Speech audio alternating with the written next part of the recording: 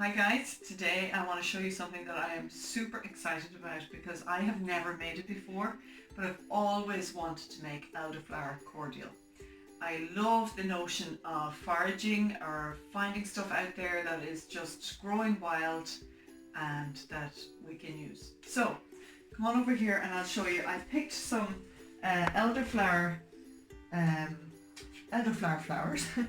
Myself and Tony went for a walk last night and we picked a pile of these. Now these are kind of the ones that I didn't use as much, but this is what you're going for when the flower is open up really nicely. You see here the flower isn't really quite open yet. This is what you're going for. So if you find these here and they're bigger, they're more like this, they're a bigger, wider flower like that. And what you need to do is this one here, I'll show you now, it has a long stem on it. Cut the woody stem off because the woody part can make it quite bitter, and you're just going to use that part of the flower, okay? You'll also know that the one that's ready for picking, you can smell it much better than the one that hasn't opened up yet. Now, be really careful when you're going foraging that you only pick this kind of flower from a tree. And if you look and find, you'll find that there's a bark underneath it.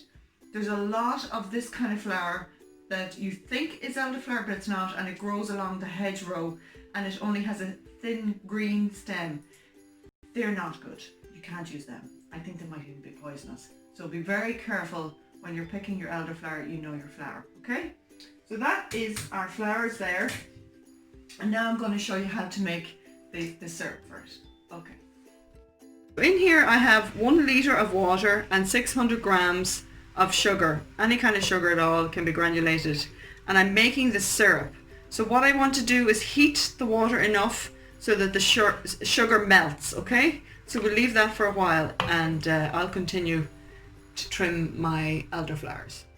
About 25 heads in here and the sugar syrup has come to the boil, so I'm going to add in my 25 heads in here and I'm going to let it continue to boil now for about 10 minutes until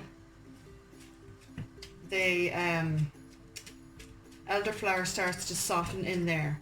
In the meantime now I'm going to get the juice and rind of 6 lemons.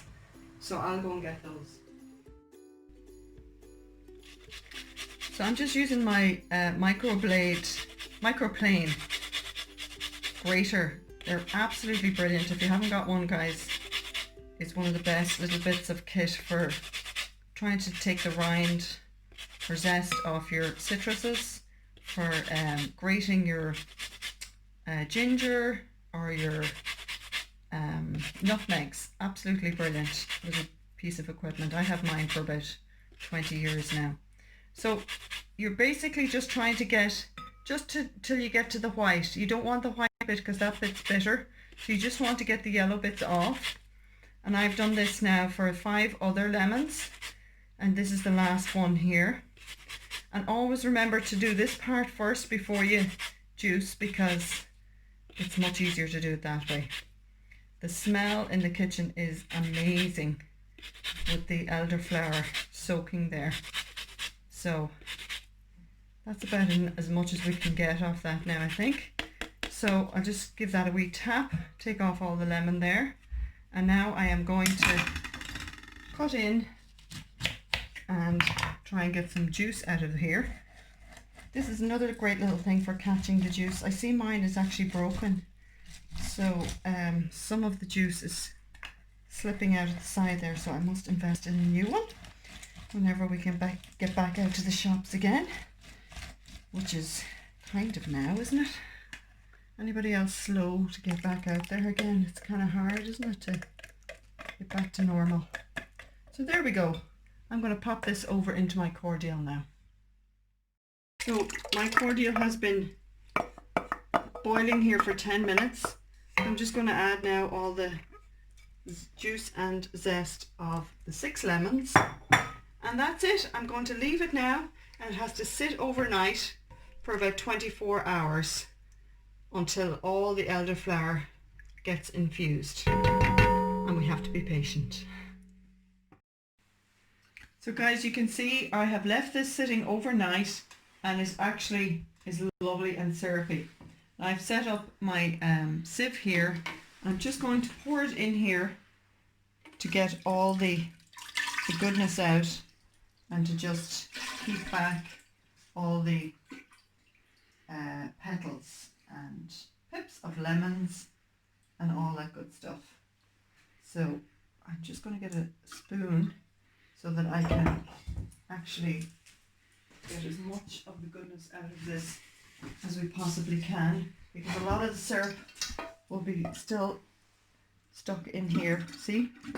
Make sure you give that a good squeeze down. Oh my gosh, the smell is amazing. And just keep squeezing there like that. See how much is coming out still? And you keep giving it a good squeeze down, because you want to get the very last drop out of that. You don't want to waste any of this. So this is really nice.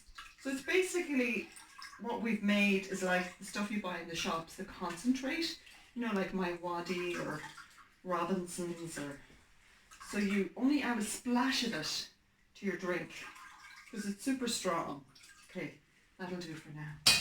And now I'm going to pour it into my bottle here. I'm using a funnel just because it makes life easier. And I have one of these, I don't know why it's sticking. Oops, see that? One of these, what do you call these kind of bottles with the... Grolsch beer. I think they're like a Kilner bottle. Is that what you call them? I use these bottles as well in October time when it's season for making sloe gin. I pick the sloes off the wild, I think they're blackthorn trees, and ferment my own sloe gin over the winter months, and it's ready for Christmas Day. And that's our little tipple on Christmas morning. It's a little drop of sloe gin, and we use Prosecco as our mixer. So we have a happy Christmas. Anyway, there you go guys, look at that lovely bottle of elderflower. I have a little glass of iced water here. I'm just going to put a splash in, probably is the same amount you would use as if you were having squash. Delicious. Tony, try some. Guys, I'll tell you a big secret. I'm not actually a big fan of elderflower. Like elderflower tonic for a gin tonic doesn't beat my Jeep. Much rather a normal elderflower. But this is delicious. Do you like it? It's beautiful. Absolutely delicious. And I'm super excited about the fact that it's free and it can be made out there. Wouldn't that be a lovely present to give somebody because you made it yourself? Anyway, I'm going to also have a go at making elderflower champagne because my friend Breach Doherty told me it's a great thing to make. So maybe I'll do that in another video. Anyway, God bless guys, and thanks for watching. See you soon.